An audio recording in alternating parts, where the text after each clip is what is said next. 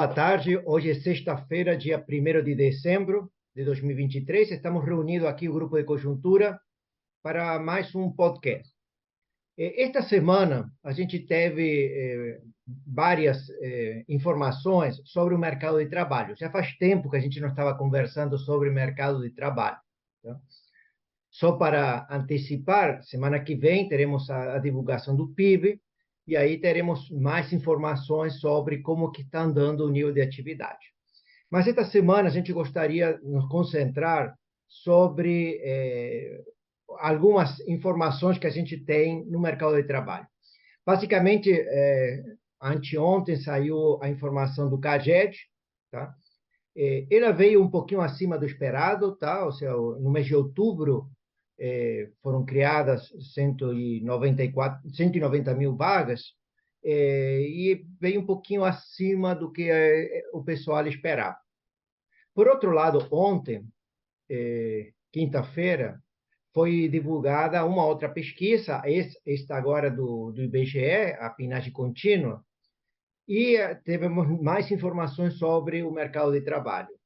Basicamente, as informações que a gente tem da PNAD veio mais ou menos em linha com aquilo que os analistas esperavam. Por exemplo, na taxa de desemprego, que ficou basicamente naquilo que era esperado. Tá? Para conversar sobre esses temas, sobre o andamento do mercado de trabalho, algumas de seus destaques, suas características mais importantes, a professora Margarida Gutierrez vai fazer uma análise tanto do CAGED quanto da PNAD contínua, tá? Tentando destacar os aspectos mais salientes. Tá? E, posteriormente, a gente fará alguns comentários sobre o que a gente pode esperar ou como que a gente pode interpretar as informações que nós temos sobre mercado de trabalho e nível de atividade. Tá? Então, Margarida, então, você pode... Ok, Lixa, muito obrigada pela apresentação. Bom, então eu queria começar colocando uma questão de ordem metodológica. O CAGED, que é uma pesquisa que a gente vai falar dos números que saíram na quarta-feira, e a PNAD, que é a divulgação do IBGE, são pesquisas que têm metodologias diferentes. Então, elas não são perfeitamente comparáveis. Eu diria que as principais diferenças entre elas estão: o CAGED, uma pesquisa feita pelo Ministério do Trabalho, é uma pesquisa censitária, onde, através da plataforma e-social, todas as empresas são obrigadas a registrar uma série de informações, dentre elas o número de novos empregos e o número de desligamentos, admissões e desligamentos. E é uma pesquisa realizada no mês, né? Então, é uma pesquisa censitária realizada no mês. Então, todos os dados se referem ao mês em questão, que no caso nosso é outubro. Além disso, o CAGED só registra dados de emprego formal. Então, são aqueles empregos que têm por trás uma CLT. São empregos formais. A PNAD é uma pesquisa mensal, mas que todos os dados divulgados nela são dados trimestrais, média móvel trimestral. Então, por definição, é um dado mais suavizado. Você está sempre, o mês de outubro, que saiu ontem, os dados relativos ao mês de outubro não se referem ao mês de outubro, mas sim aos meses de agosto, setembro e outubro, uma média móvel. Então, é um dado mais suavizado. Segunda diferença é que não é uma pesquisa censitária, é uma pesquisa feita por amostra nos domicílios, né? E a terceira grande diferença é que a PNAD coleta dados do mercado de trabalho, não apenas do mercado formal, mas também dos dados relativos ao emprego informal, ao conta própria, enfim, tem aí uma gama importante de categorias que todas elas são incluídas na PNAD, e, aliás, a PNAD tem um conjunto muito rico de informações, porque divulga várias coisas. Aqui a gente vai falar dos principais números divulgados. Então, vamos primeiro à pesquisa do CAGED, né? O CAGED, neste ano, janeiro, outubro, pela pesquisa, o Brasil criou 1,7 milhões de novos empregos formais. Então, é um dado muito robusto, né? Comparando com o igual período do ano anterior, né? Janeiro, outubro do ano passado, a criação líquida de novos empregos formais foi um pouquinho maior, 2,3 milhões, mas a gente também tem que relativizar um pouco o número de 2022, porque ele veio um pouco na esteira da recuperação da economia pós-pandemia, né? Então, aí a gente tinha um impulso maior por novas contratações. Uma outra coisa que fica muito clara na pesquisa do CAGED é que os setores que mais empregaram são aqueles ligados ao setor serviços, em particular, a serviços de informação, de comunicação e atividades financeiras, né? 58% dos novos empregos formais foram criados nos subsetores de serviços, informação, comunicação e atividades financeiras. Então, o grosso está aí. Um pouquinho menos, a indústria de transformação criou 220 mil novos empregos formais no período de janeiro a outubro, e construção civil, 260 mil novos empregos formais. Chama atenção a indústria de transformação. Ela está tendo uma performance muito ruim ao longo desse ano, e, no entanto, tem aí um número bastante positivo, eu diria, contrastando com a performance desse setor, um número bastante positivo de criação de novos empregos. Bom, então agora vamos aos dados da PNAD, né? A PNAD, ela, como o Lixa colocou, ela mostrou a queda contínua da taxa de desemprego, que é algo que já vem acontecendo ao longo de todo o ano, apesar da manutenção da taxa de participação. Quer dizer, a PEA sobre a PIA, que é a medida da taxa de participação, ela tem se mantido absolutamente constante ao longo do ano. Então, a gente não pode explicar que essa queda do desemprego tem a ver com algo que tem acontecido nos demais países por aí. Pós-pandemia, a PEA diminuiu. Mas, no caso brasileiro, a gente não pode anexar essa interpretação a essa queda da taxa de desemprego, porque ela tem se mantido mais ou menos constante, tá, ao longo do ano. Varia muito pouquinho, então praticamente constante. Outros números que chamam a atenção nos dados da PNAD. O rendimento médio real efetivamente recebido pelo trabalho, né, ele cresceu 4,2% no trimestre encerrado em outubro desse ano contra igual trimestre do ano anterior. Esse aumento aí do rendimento médio real tem uma explicação bastante evidente, né? A queda da inflação, né, produz esse efeito por si só, né? Então, porque na medida em que a inflação cai, os salários foram reajustados com base numa inflação maior, o salário médio do período fica ligeiramente acima do período onde a inflação era mais alta, né? Bom, a massa de rendimentos real efetivamente recebida pelo trabalho, esse indicador é muito importante. Por quê? Porque ele é o que dá o potencial de consumo sobre a demanda agregada. Não é o rendimento médio real, mas sim a massa de rendimento médio real. E essa massa de rendimento cresceu 4,7% no trimestre encerrado este ano, em relação ao igual trimestre do ano passado. Então, esse é um dado também bastante importante, né? O nível de ocupação chegou ao recorde de 100 milhões de pessoas. Isso é recorde na série histórica, e representa um avanço de 0,5% no trimestre encerrado de 2023, outubro, contra igual período do ano anterior, né? A taxa de informalidade tem se mantido mais ou menos constante. Então, o que a gente pode depreender desses números, sem análises mais pormenorizadas, porque a PNAD é muito rica, como eu coloquei, em termos de informação, é que o mercado de trabalho continua, né, bastante resiliente. Por que a gente está chamando atenção para isso? Porque o nível de atividade econômica ele está desacelerando. Há uma perspectiva, o PIB do terceiro trimestre vai ser divulgado agora pelo IBGE, na próxima semana, no início, e ele, a maior parte dos analistas já tem aí, né, uma perspectiva de que esse PIB deve ter uma taxa de crescimento negativa, né, por todas as pesquisas que já saíram, a pesquisa industrial, a pesquisa comercial, a pesquisa de serviços, né? Então, isso tudo já está mais ou menos projetado e nós teremos, provavelmente, uma queda, né? Então, aí vem a pergunta, mas o que está acontecendo com o mercado de trabalho? Ele ainda não está sofrendo esse efeito. A gente sabe que o mercado de trabalho ele opera com defasagens, né? Então, ele é o último a entrar na crise, né? E é o último a entrar na crise e é o último a sair da crise, num processo de recuperação. O que a gente está vendo hoje é uma desaceleração da economia, mas o mercado de trabalho ainda não deu sinais, nem com lag, nem com nada, ele ainda não deu sinais de que ele está começando a acomodar, embora agora a gente pode abrir essa discussão, né, Lixa, falar um pouquinho de perspectivas, o que a gente pode depreender daqui para frente. Lixa, então vamos lá. E eu gostaria só de fazer dois pequenos comentários metodológicos, só para complementar um pouco a apresentação da Margarida.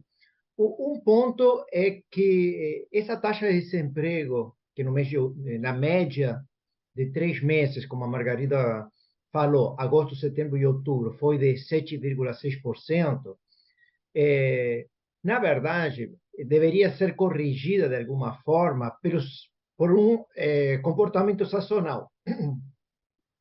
Esse mês, esse trimestre, não, encerrado em outubro, é notadamente um período em que existe muita mais contratação de mão de obra, não, seja pelas encomendas que foram feitas na indústria, seja pela ativação do comércio agora no final do ano. Se a gente corrigisse por algum componente sazonal, isso é claro que sujeito a vários comentários metodológicos sobre ajuste sazonal, mas ela seria um pouquinho maior, 7,9. Tá? Então, temos, de qualquer forma, devemos ter, provavelmente este ano, uma taxa de desemprego média do ano por volta de 8%, não? Bastante baixa. Tá? Então, uma coisa seria a importância do componente sazonal nesses dados. O segundo ponto, que é um ponto que a Margarida destacou, o fato de a gente ter por primeira vez um número de ocupados superior a 100 milhões, isso se deve, em parte, porque a PNAD, que, como a professora Margarida falou, é feita por amostragem, não? Um pequeno número de domicílios são consultados e analisados. E depois, usando a projeção da população que o IBGE tem, é feita uma análise sobre o número de ocupados, uma inferência de quantos ocupados a gente tem ou quantas pessoas desocupadas tem a nível nacional. Tá? O problema está de que o censo que foi feito este ano teve um número de pessoas aqui na população no Brasil menor que aquilo que tinha sido a previsão do IBGE. E esses dados do censo ainda não foram carregados na PNAD. Provavelmente devem ser carregados no começo do ano que vem, a partir do mês de março, provavelmente. Tá? Então, se a gente corrigisse esse número, essa amostra da PNAD, pelo que seria nos dados do censo, o número seria menor que 100 milhões. Não poderia estar, o número de ocupados no Brasil poderia estar mais perto de 94 milhões. Mas a população brasileira também é bem menor, não? O censo mostrou que a população brasileira são 203 milhões. Tá? Então, eu queria só fazer um comentário desses dois pontos, não? A importância da sazonalidade e o fato que a PNAD ainda vai ter que corrigir esses dados que foram apresentados hoje, quando carregue o censo na sua base. Tá? Mas o ponto que a Margarida destacou, não? O ponto que a Margarida destacou. O que a gente pode esperar sobre Essa é a mercado de grande trabalho? pergunta. Basicamente, o que a gente pode esperar sobre emprego e rendimento do trabalho? Tá? Então, a Margarida basicamente está nos fazendo o cenário que ele está falando, é que, por um lado, a gente está vendo ainda o mercado de trabalho bastante aquecido, seja porque a taxa de desemprego está caindo, tá? Na verdade, na margem, a população ocupada está um pouquinho mais estagnada, não? Ela já não está crescendo tanto. O que está crescendo É, mais é o rendimento médio, tá? é. Mas se a gente for fazer uma inferência olhando para o mercado de trabalho, a gente deve esperar, tá? Que essa população ocupada fique relativamente estagnada, não cresça nos próximos trimestres que forem sendo informados, não? No mês de novembro, dezembro e tal, e que em algum momento do ano que vem isso pode reverter acompanhando o nível de atividade. Tá? O problema que a Margarida destaca é que o mercado de trabalho tem uma defasagem em relação ao nível de atividade. Tá? E não sabemos exatamente quanto que é essa defasagem, Margarida, não? Ou qual seria a elasticidade É, do emprego em relação ao ao nível de produto. atividade. Tá? É. Mas, em princípio, a gente deveria esperar uma certa estagnação da população ocupada. Tá? Um ponto que Margarida destacou que é importante é sobre taxa de participação. Ela tem destacado que tem ficado estagnada, não? Tem ficado basicamente num patamar 61,5, sei lá, a última informação é 61,7. A gente acha que isso podemos esperar que isso continue, não?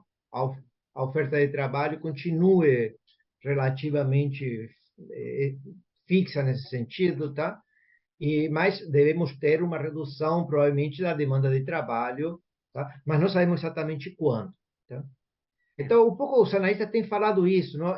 Os sinais não estão claros ainda. Se a gente tivesse que dar uma tendência, a gente diria que tem uma tendência baixa. Tá? Mas está difícil prever, isso. Margarida, um montante e o momento em que essas coisas vão acontecer.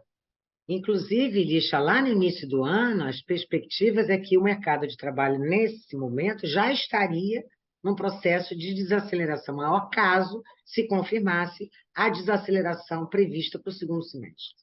E isso ainda não aconteceu. Como você colocou muito bem, na margem, a gente percebe um crescimento um pouco menos vigoroso, mas nada a ponto de dizer, olha, o setor já entrou em compasso com o nível de atividade econômica. Você destacou, não, uma palavra que é a palavra resiliente, não? O mercado de trabalho se mostrou resiliente, não? A gente tem usado muito. A gente esperava uma desaceleração do mercado de trabalho e, digamos, por essa razão a gente é mais cauteloso no momento em relação a nossas as nossas perspectivas, tá? Para a gente não errar de novo, né, Liz? Tá? De qualquer forma, o rendimento médio, esse sim continua crescendo, tá? Isso tem muito a ver com a queda da inflação, né? Porque, na verdade, o que interessa não é o salário pico nem o salário base, é o salário médio do período. E se no período em questão a inflação é menor do que igual período do ano anterior, o salário médio, com uma inflação mais baixa, aumentou. Margarida, e em relação à qualidade do emprego, não? Um pouco da tua análise do Eu acho que tem se mantido, Lixa, porque a taxa de informalidade, que é um indicador que o IBGE lá calcula para a gente tal, tem se mantido, sim. Você teve, eu diria que hoje, esses últimos dados mostram que a criação de novos empregos se dá tanto na formalidade quanto na informalidade. Não houve alterações significativas, né? A taxa de informalidade, lá calculada com todo o rigor pelo IBGE, está mais ou menos constante, em torno de 40%, como já é há algum tempo, né? Não houve melhora nesse sentido usando esse indicador, mas ela está mais ou menos constante. De qualquer forma, quando a gente, agora que estamos chegando no final do ano, o mercado de trabalho em 2023 surpreendeu de forma positiva. Sem dúvida não? nenhuma. Já surpreendeu positivamente. Já surpreendeu positivamente. Já surpreendeu positivamente. Até porque, Lixa, o que eu diria é que grande parte do nosso crescimento para esse ano, do PIB de quase 3%, tem a ver com fatores que são a super safra agrícola, o agronegócio, que no primeiro semestre deu um impulso enorme, e os estímulos fiscais. Então, na verdade, esse estímulo ao nível da atividade econômica não veio do mercado, não, quer dizer, o que a gente tem aí é que não veio do mercado de trabalho. Né? Você tem impulsos muito fortes. O papel do mercado de trabalho nessa história foi muito menor, porque você teve fatores exógenos muito fortes para explicar o PIB de quase 3% que a gente vai ter aí no ano. Então, a gente vai ter que continuar analisando e estudando um pouquinho o mercado de trabalho, um pouco para entender um pouco melhor sua dinâmica, dada essa surpresa que a gente teve este ano. Tá? É que tem outra surpresa na economia brasileira, não? Por exemplo, esse resultado surpreendente do mercado de trabalho deveria criar pressão na inflação de serviços, por exemplo. E isso não tem acontecido, não? É outro enigma, não? São temas e no que... consumo das famílias também, Lixa. E a gente não está vendo isso acontecer. Isso. É consequência, sempre a gente fica sempre pesquisando e analisando e se surpreendendo com algumas dinâmicas que não estão tão claras. Tá? De aí que a gente precisa ser cauteloso em relação à nossa sinalização. Tá? Em princípio, existe uma tendência à baixa na criação de ocupação e um desaquecimento do mercado de trabalho, É. Mas não E eu sabemos nem iria quando. mais longe, porque eu diria que com essa performance do mercado de trabalho, o consumo das famílias teria uma performance maior, melhor do que aquela que eu acho que vai vir por aí, do terceiro trimestre. Mas vamos aguardar os Vamos dados do aguardar. IBGE. Como a gente falou, semana que vem temos na terça-feira a divulgação do PIB e a gente repercutirá e analisará esses indicadores, não, de nível de atividade e do PIB.